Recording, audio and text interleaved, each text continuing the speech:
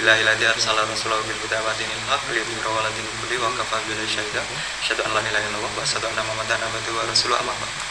Pertama-tama marilah kita senantiasa untuk memanjatkan rasa syukur, untuk selalu mengucap rasa syukur terhadap Allah Subhanahu wa taala, karena kita masih diberi kesempatan, karena kita itu masih diberikan waktu, kita bisa berjumpa kembali dengan bulan yang sangat mulia, dengan bulan yang penuh ampunan, dengan bulan yang penuh rahmat, yaitu bulan Ramadan. Lalu juga salawat serta salam tetap tercurahkan terhadap junjungan besar kita, terhadap Nabi Agung kita, Nabiullah Muhammad SAW, yang mana karena beliaulah kita bisa mengerti apa itu hak, apa itu batil. Karena beliaulah kita bisa dituntut dari jalan yang terang benderang, dari jalan yang gelap gulita menuju jalan yang terang benderang, yakni ad-dinul Islam.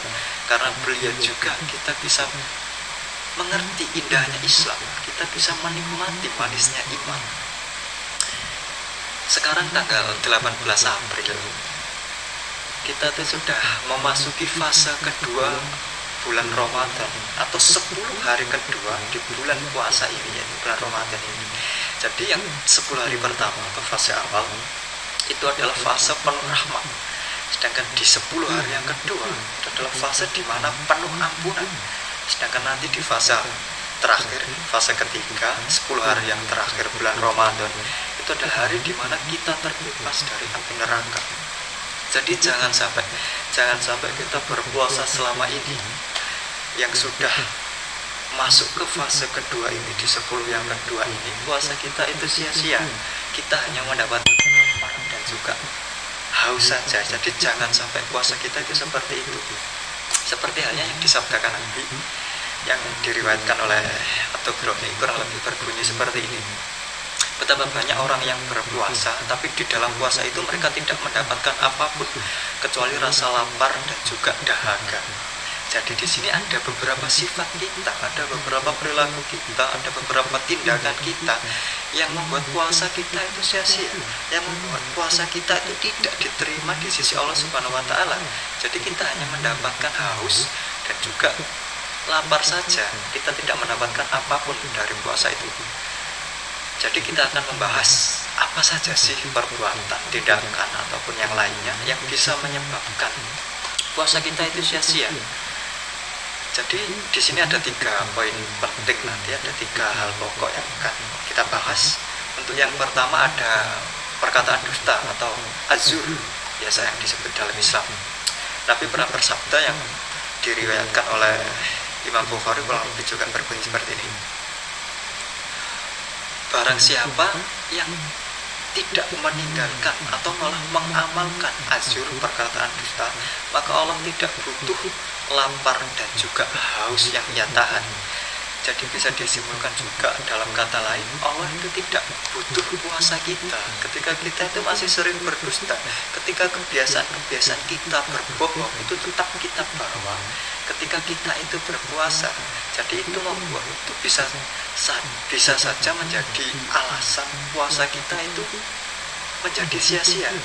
Jadi teman-teman yang dulu sebelumnya memiliki kebiasaan untuk berbohong, terlebih juga untuk saya pribadi, ketika masuk bulan Ramadan untuk alangkah baiknya juga kita tingkatkan, terlebih-lebih juga untuk seterusnya nanti juga kita tingkatkan, karena memang itu juga perbuatan yang buruk.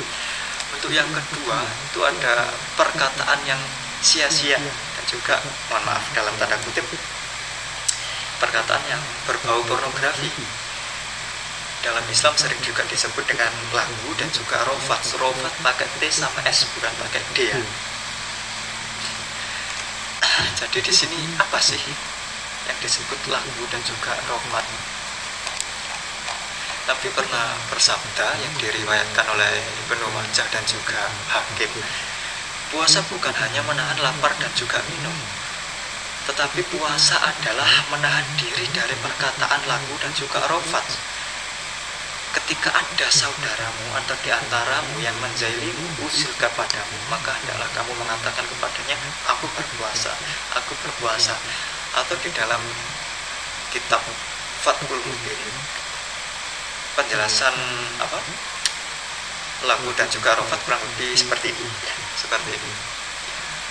Jadi lagu itu perkataan yang sia-sia, dan juga robot perkataan yang menjurus kepada hal-hal yang berbau pornografi atau bisa dibilang 17 tahun ke atas ya.